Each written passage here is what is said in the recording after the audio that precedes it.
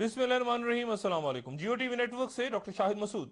جس طرح تقدیر اٹل ہوا کرتی ہے، اسی طرح تبدیلی کا عمل جب شروع ہو جائے، مخالف ہوائیں چل پڑیں اور خود حکومتی اکابرین اعلیٰ عہدوں پہ فائز کچھ لوٹ مار کرتی عام شخصیات ایک دوسرے سے یہ سوال پوچھنا شروع کر دیں کہ ہمارے پاس کتنا وقت بچا ہے، اور وجہ اس سوال کی یہ نہ ہو کہ انہیں اپنی احسن کارکردگی کی بنیاد پہ عوام کے سامنے دوبارہ ووٹ مانگنے جانا پڑ سکتا ہے، یا انہیں خوف خدا یا کسی احتساب کا ڈر ہو، ہرگز نہیں۔ فکر صرف اس بات کی ہو کہ وہ شخصیات جو اپنے مختصر تر نظراتے دورہ پاکستان کے دوران مشرف صاحب کی وہ مفاہمتی پالیسی جسے این آر او کا نام دیکھ کے کچھ چھوٹے سے ٹولے پر مشتمل جرائم پیش افراد کو بیرونی ممالک سے واپس لا کے وطن عزیز کے وجود کو مردار خور گدھوں کی طرح نوچنے کی اجازت دے دی گئی، وہ واپس محفوظ رستوں کے تحت ملک کی سب سے بڑی سیاسی جماعت یعنی پیپلز پارٹی کو عوام کے رحم و کرم پہ چھوڑ کے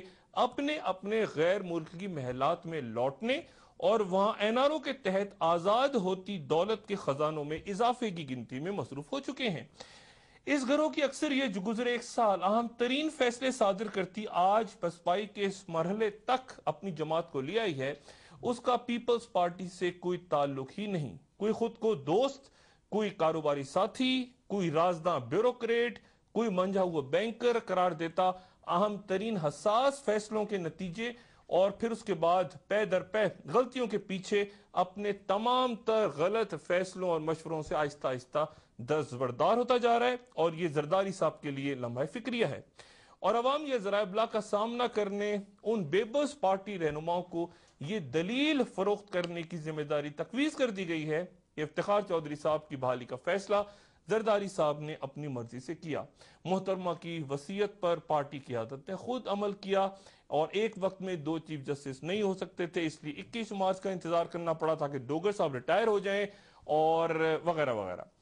پیپلز پارٹی کے چند اہم مرکزی رہنماؤں نے مجھ سے گفتگو میں یہ کہا کہ اگر ہمیں افتخار محمد چودھری کی بحالی کے فیصلے سے، جو کہ ظاہر ہے شدید دباؤ کے عالم میں آخری لمحات میں کیا گیا، کچھ دیر پہلے، آدھا گھنٹہ پہلے تک بتا دیا جاتا، اعتماد میں لے لیا جاتا، تو ہم تھوڑا سا اپنی گفتار پہ قابو پا کر افتخار چودھری صاحب کے خلاف، جو کہ اب طے ہوا کہ 2 نومبر 2007 سے ہی ملک کے چیف جسٹس ہیں، وہ انتہائی تضییق آمیز لب و لہجہ اختیار نہ کرتے، ان کے لیے اخلاق سے گری زبانیں روک لیتے جو آخر تک استعمال ہوتی نہیں۔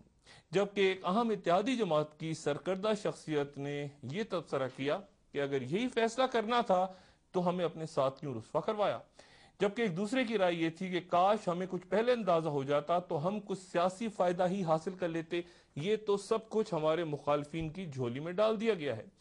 اور یہ بھی کہ عجب منظر کہ افتخار چودھری صاحب کے گھر پر پرچم لہرانے کی تقریب میں کسی حکومتی شخصیت، وزیر یا مشیر کو جانے کی ہمت ہی نہ ہو سکی۔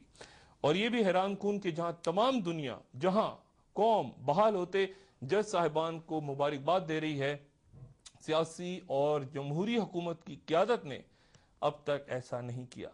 رخصت ہوتے ڈوگر صاحب کو تو ایوان صدر میں پرتکلف اشائیے کے بعد اب پرکشش عہدے دینے کی خبریں آ رہی ہیں، لیکن کیا زرداری صاحب نے جو صدر مملکت ہیں، chief justice of Pakistan Iftikhar Muhammad Chaudhry صاحب اور ان کے ساتھیوں کو اب تک مبارکباد دی، یا ان کے کسی اور وزیر یا حکومتی شخصیت نے ایسا کیا؟ اور پھر یہ دعویٰ ہے کہ فیصلہ دباؤ کے تحت نہیں، خوشی سے کیا گیا۔ سیاست میں اہم ترین اور فیصلہ کن کردار وقت کا ہوا کرتا ہے، اور یہی وقت کبھی انسانوں سے مفاہمت نہیں کیا کرتا، انسانوں کو وقت سے سمجھوتے کرنے پڑتے ہیں، اور مخالف ہواؤں کو ٹالنے کا صرف ایک ہی رستہ اللہ تعالیٰ بیان کرتے ہیں کہ روک کے، گڑگڑا کے، عاجزی اور انکسار کے ساتھ اگر اپنی کوتاہیوں پر معافی طلب کر لی جائے، وقت ختم ہو جانے سے پہلے اپنی غلطیوں، خامیوں کا احساس کر لیا جائے، تو عذاب ٹل جایا کرتے ہیں۔ لیکن اس کے لیے لازم کہ حالات کو خود تنہا بدلنے کے دعوے اب ختم کر دیے جائیں، کیونکہ حشر بدایونی کا وہ شعر مد نظر رہے کہ اب ہوائیں ہی کریں گی روشنی کا فیصلہ، جس دیے میں جاں ہوگی وہ دیا رہ جائے گا۔ افتخار محمد چودھری صاحب سمیت دیگر جج صاحبان کی بحالی اس قوم کے لیے کیوں ضروری تھی؟ کیا چند جج واپس آ کے اس ملک کے تمام تر مسائل حل کر دیں گے؟ کل سے دودھ اور شہد کی نہریں بہنے لگیں گی؟ بار بار یہ بات اس تحریک کے مخالفین کی طرف سے کی گئی، اس کا جواب میرے پاس شاید صرف ایک قصے کی صورت ہے۔ کوئی 60 برس پہلے ہم سے بعد آزادی حاصل کرتا چین، جسے کئی دہائیوں تک دنیا افیمی چین کہہ کے مخاطب کرتی رہی، خستہ حال، کوئی ریاستی نظام نہیں، غریب، بے تحاشا آبادی، وہ کس طرح اچانک چند ہی دہائیوں میں اس قدر ترقی کر گیا کہ تمام مغرب اس سے لرزاں ہے۔ پہلے چینی وزیر اعظم چیون لائی نے ایک بار ایک انٹرویو میں کہا کہ میں جب ماوزو تونگ کے ساتھ وزیر اعظم بنا تو سب سے پہلا مسئلہ ہمارے سامنے چین سے گندم اور مکئی کی اسمگلنگ کا آیا۔ چند انتہائی بااثر شخصیات جہازوں میں اناج بھر بھر کے ملک سے باہر فروخت کر رہے تھے اور چینی عوام بھوکے مر رہے تھے۔ چیون لائی کا کہنا تھا کہ جب انہوں نے اس گھناؤنے جرم میں ملوث افراد کی سزا موت مقرر کرتے ہوئے ان کی فہرست تیار کی تو 25-26 نام ایسے لوگوں کے نکلے جو انقلاب کے انتہائی اہم رہنما اور ان کے ساتھی تھے، بہت قربانیاں اور جدوجہد کی تاریخ رکھتے تھے۔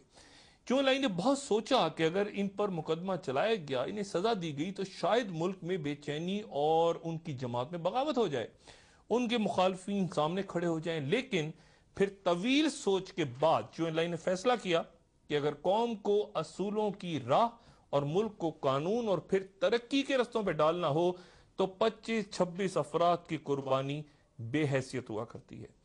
ان 25-26 انتہائی بااثر شخصیات کو ان کے قومی جرائم میں ملوث ہونے پہ سزا سنا دی گئی اور آج چین ہمارے سامنے، پوری دنیا کے سامنے کھڑا ہے۔ ضابطے نہ ہوں تو ایک گھر نہیں چل سکتا، قوانین نہ ہوں تو ایک دفتر کارخانہ آگے نہیں بڑھ سکتا، تو آئین کے بغیر، اصل روح کے ساتھ آئین کے بغیر ایک ملک، ایک قوم کس طرح آگے بڑھ سکتی ہے؟ 5 اکتوبر 2007 کو تب کے صدر جنرل پرویز مشرف نے NRO نامی اس آرڈیننس کا اجرا کیا جس کے تحت 1986 سے لے کے 1999 تک قائم ہزاروں مقدمات ختم کر دیے گئے۔ اس آرڈیننس کے خلاف افتخار محمد چودھری صاحب کی عدالت میں جن شخصیات نے درخواست دائر کی تھی ان میں سے ایک پاکستان پیپلز پارٹی کے بانی رکن اور ذوالفقار علی بھٹو مرحوم کے وزیر خزانہ، ان کے قریبی دوست ڈاکٹر مبشر حسن بھی تھے۔ افتخار محمد چودھری کی طرف سے NRO پہ تب کیا فیصلہ سنایا گیا تھا اور آج وہ درخواست کہاں موجود ہے اور آنے والے دنوں میں کیا دوبارہ چھڑ سکتی ہے، کوئی نیا رنگ دکھا سکتی ہے؟ ایک وقفے کے بعد ڈاکٹر مبشر حسن۔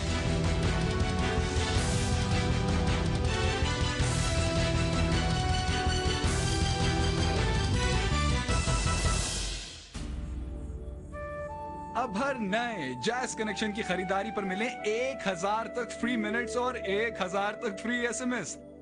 یعنی نئے کنیکشن کو جتنا ریچارج کریں اتنے ہی فری منٹس اور فری SMS حاصل کریں۔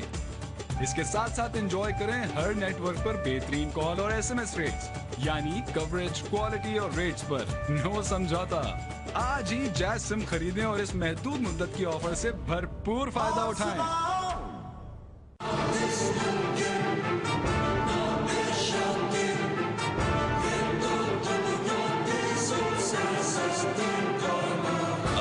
سم حاصل کریں اور کسی بھی نیٹ ورک پر دنیا کے سب سے سستے کالنگ ریٹس پر کال کریں۔ ہیلو، تم پھر کسی کو انتہائی سستی کال کر کے دکھا رہے ہو؟ سستی کال مہنگی پڑ گئی۔ کیسے سستی کال ملاؤں؟ تمہارے پاس یو فون ہے؟ نہیں۔ سستی چھوڑ، تو کال ملا لے، بڑی بات ہے۔ And now presenting the beautiful Katrina Kaif.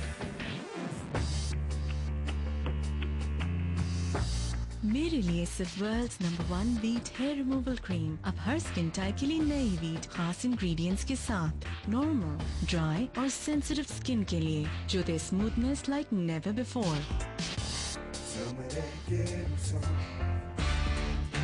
نئی دلکش خوشبوؤں کے ساتھ خوبصورتی اور کانفیڈنس صرف ویٹ اسموتھ سکن کے ساتھ۔ ویٹ، خوبصورتی کا احساس۔ سر جی بڑے خوش لگ رہے ہیں، کیا بات ہے؟ بتا یار، وقت گزرتے پتہ ہی نہیں چلتا۔ اسلم اتنا بڑا ہو گیا کہ اسکول کی کرکٹ ٹیم میں آ گیا ہے اور پتہ ہے کل اس کا میچ ہے۔ اب اسے کرکٹ کے سامان کے پیسے بھی تو بھجوانے، سوچتا ہوں کسی کے ہاتھ بھجواؤں تو کہیں دیر نہ ہو جائے۔ زندگی کی انہی چھوٹی چھوٹی خوشیوں کو پورا کرنے کے لیے موبیلنک اور پاکستان پوسٹ آفس لایا پاکستان میں پہلی بار موبائل منی آرڈر سروس۔ بس قریبی ڈاک خانے جا کر ایک بار رجسٹریشن کروائیں، پن کوڈ حاصل کریں اور پیسے جمع کرواتے رہیں۔ ضرورت پڑنے پر اپنوں کو جب چاہیں جتنے چاہیں پیسے فوری ٹرانسفر کریں۔ یہ سب صرف موبیلنک کے ذریعے۔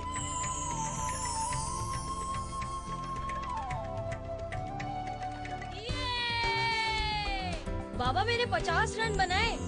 پتہ ہے ماسٹر صاحب کہہ رہے تھے کہ اسکول کو نیا شاہد افریدی مل گیا ہے.